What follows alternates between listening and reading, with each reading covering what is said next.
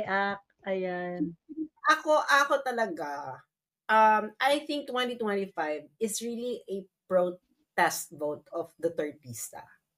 Mm. Um, really protest vote. It shouldn't be this way, no? Na magpo-protest vote ka ng ganyan. Oo, But I think the oo, situation calls for it. oo. We're not in an ideal situation. There are people na, bakit bakit kailangan i-promote 'yan? Mga gano'n. Pero I think for Dutertista, imbiyerno talaga sila. Dahil Oo. binudol nga sila ng BBM. So, Eh, a ano na kasi siya Sas, eh, yung sobrang rotten na nung ano, nung situation. Unang-una wala ka naman talagang choice. Wala ka naman talagang choice. Ang kalaban mo dayaan, kalaban mo yellow, kalaban mo mga BBM supporters. Ayun, walang kakampi yung mga Duterte.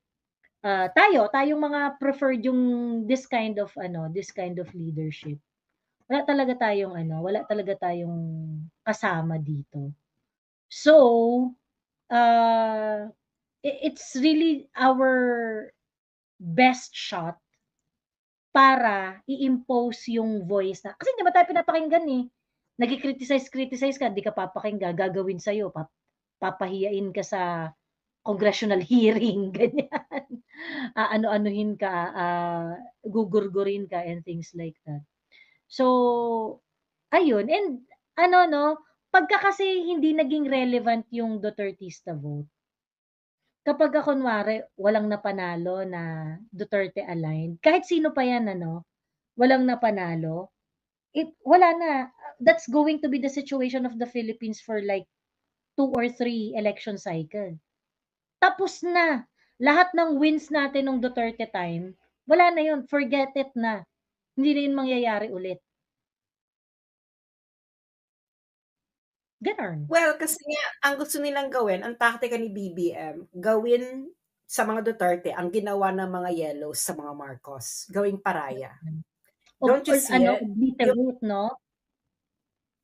nakita niyo yung tactic ni BBM, ginagaya niya yung tactic ng Yellows na ginawa ng Yellows laban sa kanila, sa pamilya nila, Mm. na parang, okay, ako'y naniniwala sa pamahiin na 'pag binalahura mo ang nagbigay ng maayos na libing sa iyong mga magulang, matindi ang Mm. karma.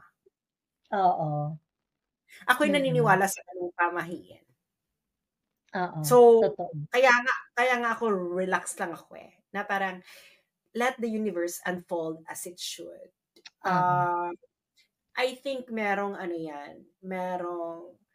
kang kapupulutan Oo. and, um, ano lang actually nagmumukha na ngayon, eh, kasi hindi ka naman nagne-negative campaigning before. Bakit ka nagne-negative campaigning ngayon? Oo. Kaya ka naman nag Marami na, eh.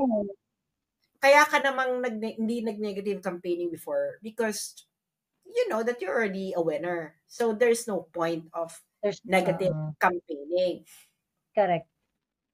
Pero now nagne-negative campaigning ka na hindi ko naman mawari bakit kailangan mo mag-negative campaigning, eh, nasa inyo ang machinery ng COMELEC and Mm. mukha namang malakas yung slate ninyo, pero Mm. nag-negative campaigning ka pa rin.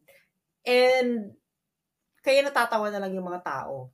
And actually, I didn't expect na gano'n kadami yung magla-laugh emoji kay BBM because I thought na marami marami pa ring BBM supporters. Oo. Pero by the looks of it, maraming maraming turing na lang sa'yo'y joke, charot. Correct, correct.